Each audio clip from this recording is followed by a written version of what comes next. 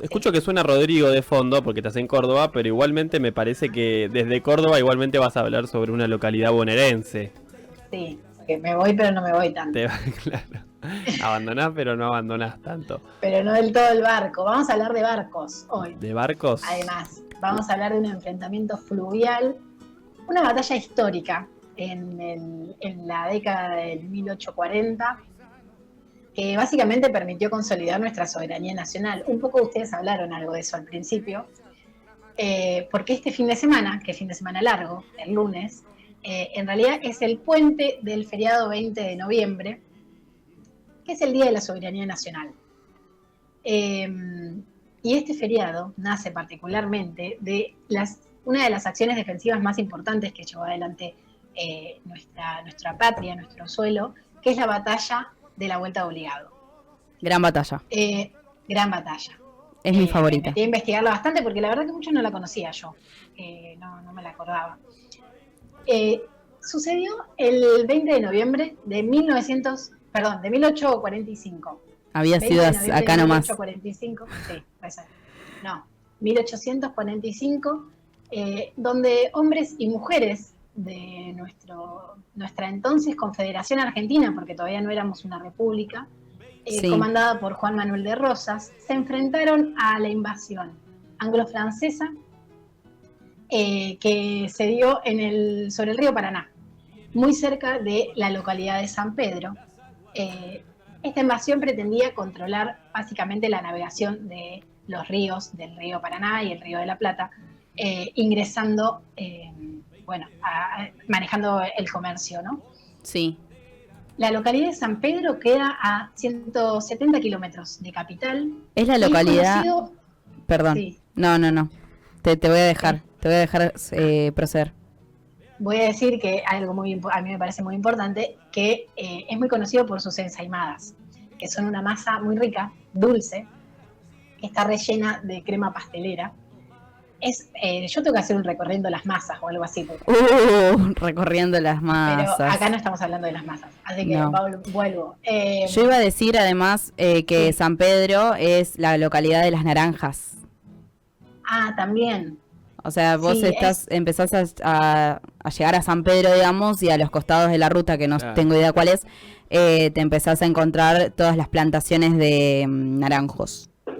Son muy ricas. ¿Por qué ruta se llega a San Pedro? Eso deberíamos precisarlo también. A ver. Sí, sé que es la ruta que va hacia el norte, queda de Capital Federal 170 kilómetros para el norte, yendo como para Zárate, Campana, y seguís un poco más, hasta la costa del río Paraná, ¿no? Por la 51 Paraná se va. Es un río... ¿Cómo? Por la ruta 51. Ruta 51, muy bien. Si quieren ir, la 51 al fondo. El río Paraná es uno de los ríos más importantes de Argentina. Es el río que baja desde Santa Fe, Corrientes, Misiones. ¿Escuchaste, Ari? Y Paraguay. ¿Vos por qué no lo conocías ese? ¿Qué? Ari no lo conoce, ¿no? No lo conoce, no sabe tengo ni idea. No tengo ni la más pálida de ese, no me lo tatué todavía.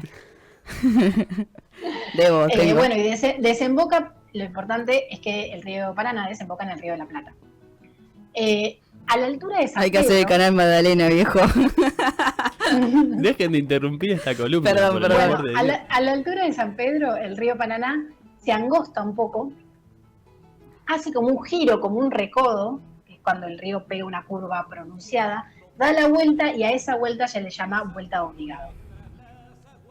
Esa mañana del 20 de noviembre de 1845, el general Lucio Norberto Mansilla, que además de ser cuñado de Rosas, era el delegado, el encargado de dirigir las tropas para la defensa de esta batalla, se dice que arengó a sus tropas diciendo: camaradas, allí los tenéis.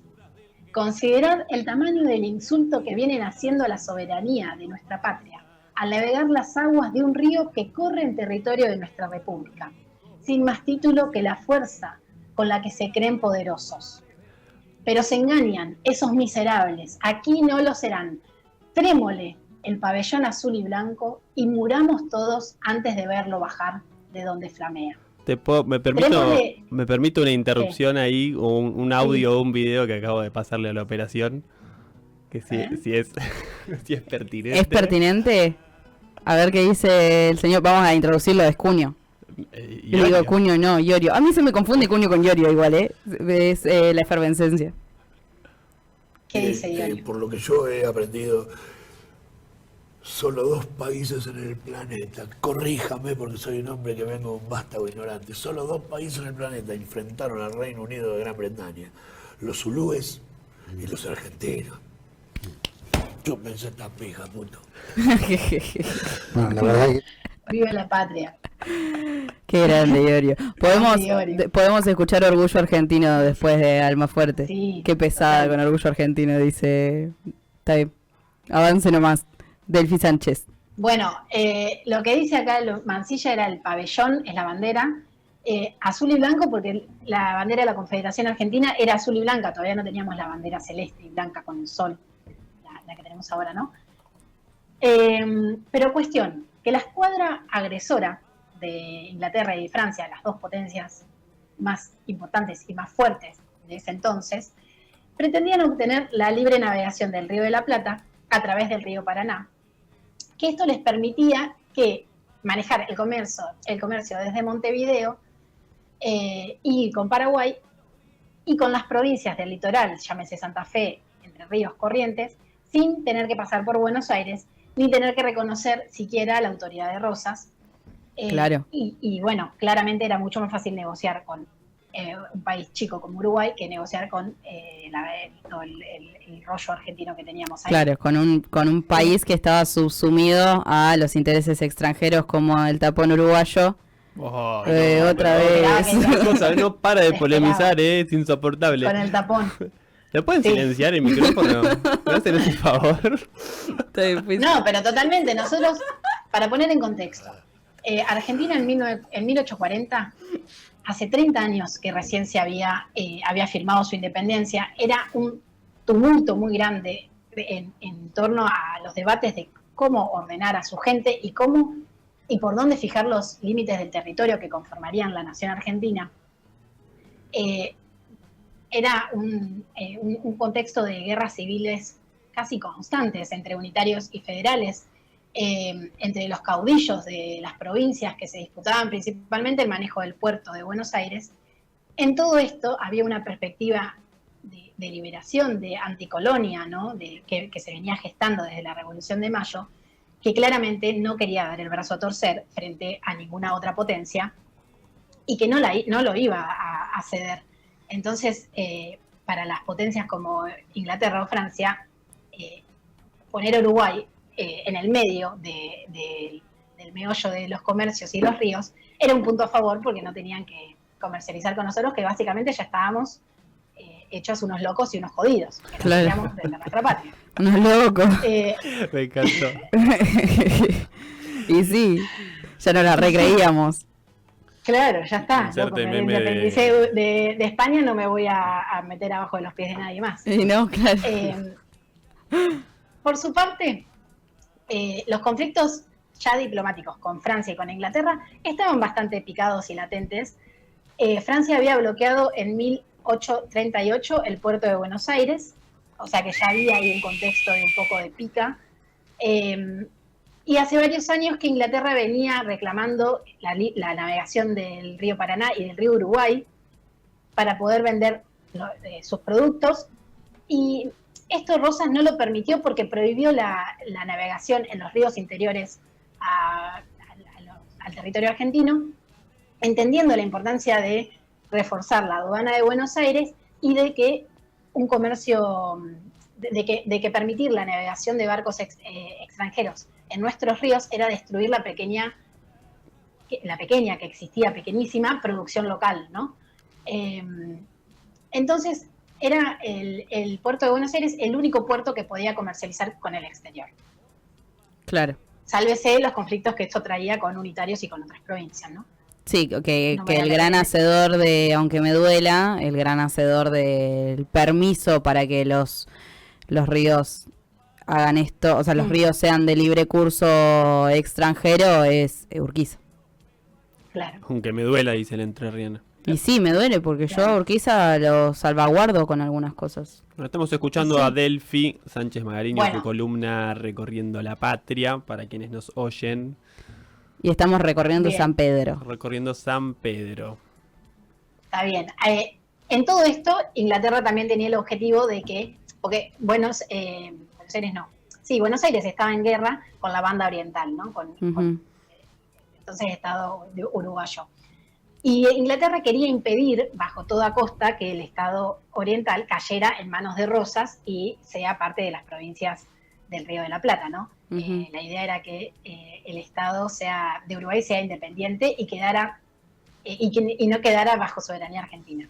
Sí. Entonces, volviendo al 20 de noviembre, los primeros días, perdón, no el 20, antes, los primeros días de noviembre, ya se divisaron algunas siluetas de cientos de barcos. El puerto de Buenos Aires fue bloqueado por las fuerzas anglo-francesas en una alianza de estas dos flotas más poderosas que se disponían a entrar al territorio argentino. Por su parte, la defensa argentina era mucho más precaria, pequeña, estaba más bien armada con el criollo, el ingenio criollo argentino que conocemos bien. El encargado de esta defensa, dijimos que era Lucio Mansilla, y pensó una acción bastante estratégica. Por eso se fue a San Pedro, donde el río da una vuelta, y donde se podría aprovechar este recodo de río para cruzar de costa a costa del río 3 enormes cadenas que se sostenieron por 24 barcazas. Estas 24 barcazas estaban anudadas, ¿no? Atadas con estas cadenas, frenando el paso del río. A la vez, 10 de estos barcos estaban cargados de explosivos. De esta manera, el objetivo era demorar el avance de las naves extranjeras, a la vez que se iba a provocar bajas de los marinos porque los barcos iban a explotar, y al mismo tiempo se economizaba que el bombardeo que se planeaba desde las orillas hacia las tropas invasoras sea más efectivo, ¿no? Teníamos pocos cañones de poco calibre, había que aprovecharlos bien. Flojo de estrategia, Juan Manuel, ¿eh? Flojo. ¿Cómo? Flojo de estrategia, Juan Manuel. Flojo de estrategia. La emboscada era que los barcos entraran por el río de la Plata al río Paraná. Se metieron bastante por el río Paraná porque San Pedro no queda apenas en la costa del río de la Plata, sino que tuvieron que meterse un poco. Claro. Donde ya estaban metidos tenían que dar una vuelta. En esa vuelta se complica un poco la navegación a vela porque la vela va con el viento, y donde vos tenés que pegar una vuelta de río profunda, el viento ya te da vuelta medio el barco. En todo eso se encontraron con las cadenas, con los barcos, se les trabó, barcos explotando. Bueno, fue una estrategia que funcionó bastante bien para poder desarrollar el poco armamento que nosotros teníamos acá.